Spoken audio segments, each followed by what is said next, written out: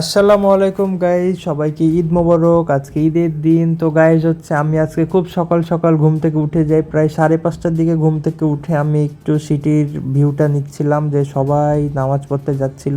তো গাইজ আমিও তাড়াতাড়ি করে রেডি টেডি হয়ে আমরা সবাই নামাজ পড়ার উদ্দেশ্যে রওনা দিয়ে দিই। তো গাইজ আমরা ঈদগাহ মাঠের পাশেই চলে আসি। তো আমরা গাইজ দেখতে পাই আশেপাশে অনেক মানুষজন ছিল। এরপরে আমরা ঈদগাহ মাঠে প্রবেশ করি।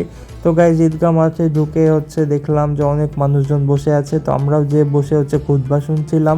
তো খুতবা শুনতে শুনতে আমি আশেপাশে লক্ষ্য করলাম যে আমার পাশে কে আছে। তো আমি বাম পাশে চেক করলাম, যে দেখছি অতুল আছে। ডান পাশে চেক করছিলাম, তো দেখছি রাতুল আছে।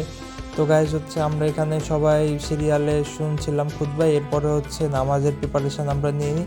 তো এরপরে আমরা নামাজ শেষ করে গোরস্থানের দিকে হাঁটা শুরু করি, আসলে চাচ্চুর জন্য দোয়া করতে, চাচ্চু দাদু সবার জন্য। তো গাইজ সবার জন্য আমরা দোয়া করে বাসার দিকে রওনা দিই।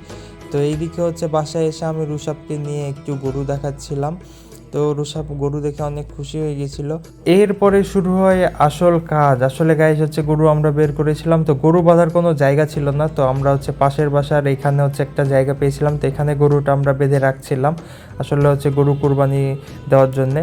তো গাইজ আমরা গরুটাকে বাঁধি, এর পাশাপাশি মুনকে দেখি যে বাউন্ডারি থেকে হাই দিয়ে দেয়।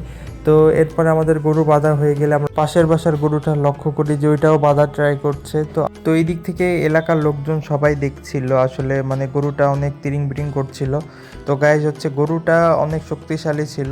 তো এরপরে গরুটাকে কোনো মতে বেঁধে ফেলা হয়, কিন্তু আসলে গরুটা পড়ছিল না, আবারও উঠে দাঁড়িয়ে যাচ্ছিল। তো এরপরে ওর নেজ ধরে টেনে ওকে বাঁধার ট্রাই করছিল, তারপরেও গাইজ কোনো মতেই কোনো কাজ হচ্ছিল না।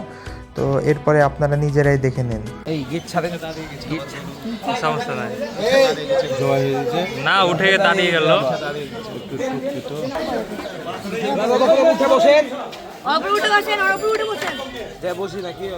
তো এরপর বাড়ি এসে আমাদের গরুর, তো গাইজ আমাদের গরুটা আরও স্ট্রং ছিল, গাইজ আমরা ফেলতেই পাচ্ছিলাম না অনেকক্ষণ ধরে, আপনারা দেখতেই পাচ্ছেন অনেক লাফালাফি করছিল। তো অবশেষে গাইজ আমরা গরুটাকে সবার সহযোগী মিলে গরুটাকে আমরা ফেলতে পারি। তো গাইজ আমাদের গরুর সব ওকে করার পরে আমরা বাকিদের গরুগুলো দেখার জন্য আমরা আরও ভেতরে যেতে থাকি।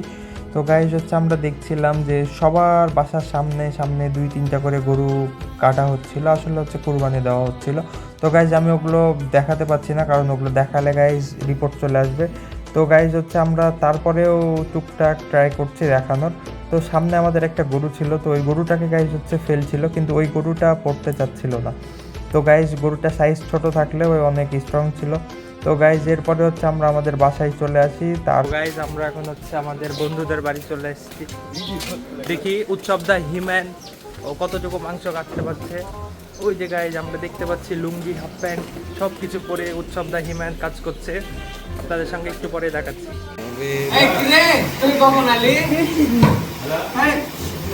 তো গাইজ আমরা উৎসব দা হিম্যানের সঙ্গে আপনাদেরকে দেখা করালাম। আসলে আমরা প্রত্যেক বছর খুব বেশি পরিশ্রম করি। আমাদের শুধু এই বছরটায় আমরা একটু রেস্টের ওপরে আছি, তার কারণ এই বছর আমাদের কষাই নেওয়া হয়েছে, যার কারণে আমাদের মাথাতে একটু চাপটা কম। তো দেখি না অনেক বেশি। হ্যাঁ, এরপরে আমরা গাইজ বাসায় এসে দেখি সবার গরু প্রায় কাটা শেষ, মাংস কাটা শুরু হয়ে গেছে। তো গাইজ আমাদেরও সেম মাংস কাটা শুরু হয়ে গেছে। এগুলো আসলে আমি গাইজ ব্লার করে দিলাম, নাহলে আমার আবারও রিপোর্ট চলে আসবে। তো গাইজ আপনাদের সঙ্গে দেখা হচ্ছে নেক্সট কোনো ভিডিওতে। আর গাইজ অনেক কাজ আর বাকি আছে, সবাইকে মাংস দিতে যেতে হবে। তো আপনারা সুস্থ থাকবেন, ভালো থাকবেন, আল্লাহ হাফেজ।